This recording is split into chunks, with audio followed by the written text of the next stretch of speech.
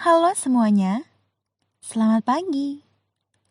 Kelompok kami yang beranggotakan Khairunisa, NIM 01, Hasna, NIM 63, Fariko, NIM 83, dan Syukron, NIM 88, akan mempresentasikan topik nomor 4, pengambilan keputusan sebagai kegiatan manajerial.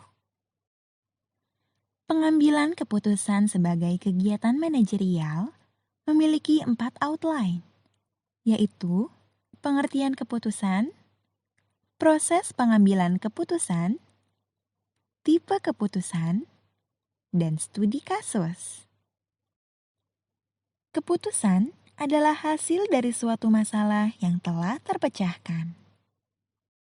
Pengambilan keputusan dilakukan melalui beberapa proses, yaitu 1. Identifikasi permasalahan. Suatu masalah harus diketahui jenisnya, sebabnya, dan tingkat keseriusannya, sehingga dasar pemecahan masalah menjadi jelas dan kuat. 2. Identifikasi kriteria. Kira-kira apa saja yang dibutuhkan untuk pemecahan suatu masalah? Misalnya, kamu ingin membeli laptop. Maka kriterianya adalah daya tahan baterai, harga, berat, keunggulan yang dijual, dan sebagainya. 3. Alokasi bobot untuk setiap kriteria. Setiap kriteria diberi poin sesuai dengan manfaat yang akan didapatkan. Semakin tinggi nilai bobot suatu hal, semakin besar kemungkinan hal tersebut dijadikan hasil keputusan. 4. Penyusunan alternatif. Terdiri dari pilihan-pilihan yang bisa ditentukan. Jika kamu ingin membeli laptop, maka pilihannya dapat berupa merek, seperti Asus, Acer, HP, dan lainnya. 5. Analisis alternatif. Setiap pilihan dalam penyusunan alternatif dianalisis, seperti contoh yang telah dijelaskan sebelumnya. 6. Pemilihan sebuah alternatif. Setelah semua pilihan dianalisis, pilihan yang mendapat hasil analisis paling baik dipilih. 7. Implementasi alternatif. Melaksanakan pilihan yang telah dipilih sebagai pengambilan keputusan untuk menyelesaikan masalah. 8. Evaluasi efektivitas alternatif. Keputusan yang telah diambil dievaluasi dan dinilai mengenai efektivitasnya. Apakah alternatif ini membawa perubahan yang baik atau tidak? Tipe keputusan dibagi menjadi 2. Dilihat dari segi permasalahan dan keputusannya. Tipe pertama memiliki permasalahan terstruktur dan keputusan yang terprogram. Tipe ini memiliki tujuan yang sudah jelas, masalah yang dikenali, dan mudah untuk didefinisikan. Tipe kedua memiliki permasalahan yang tidak terstruktur dan keputusan yang tidak terprogram. Tipe ini memiliki masalah yang baru dan membutuhkan solusi yang khusus. Kita akan melihat contoh pengambilan keputusan pada 2 perusahaan, yaitu PT PLN Persero Wilayah Aceh dan PT Astra Internasional Cabang Semarang. Selanjutnya, kita akan melihat bagaimana perbedaan pengambilan keputusan pada kedua perusahaan tersebut.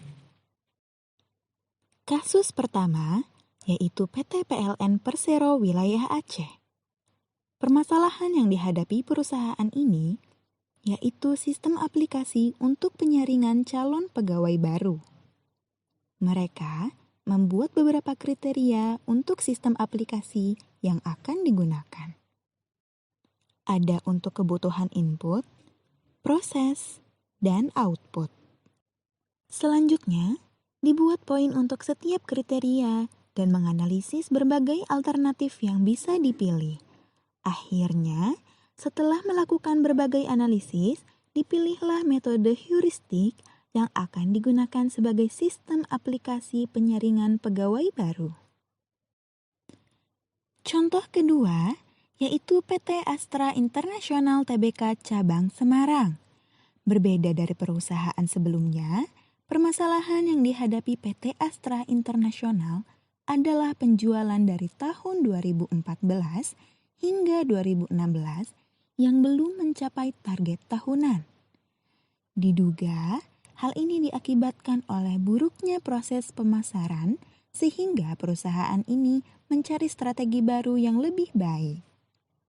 Beberapa kriteria yang dibutuhkan untuk strategi pemasaran tersebut antara lain managerial capabilities, customer linking capabilities, market innovation capabilities, capabilities in product distribution, dan reputational asset. Seperti contoh sebelumnya, dibuat poin-poin pada tiap kriteria yang dicari. Beberapa strategi yang menjadi pilihan PT Astra adalah cost leadership strategies, differentiation strategy, dan segmentation strategy. Setiap alternatif dianalisis berdasarkan kriteria yang telah dibuat sebelumnya, sehingga dicapai bahwa strategi yang akan dipilih adalah segmentation strategy. Terakhir, kita akan melihat bagaimana perbedaan antara dua kasus yang telah dijelaskan. Ada beberapa perbedaan dari tipe pengambilan keputusan, baik dari segi masalah yang dihadapi maupun keputusan yang diambil. Pada PT PLN Persero Wilayah Aceh, masalah yang dihadapi adalah permasalahan terprogram. Sedangkan PT Astra International BK menghadapi masalah yang tidak terprogram. Pada pengambilan keputusan PT PLN Persero, keputusan yang diambil adalah keputusan terstruktur. Sedangkan pada PT Astra International merupakan keputusan tidak terstruktur. Sekian dari kami. Terima kasih.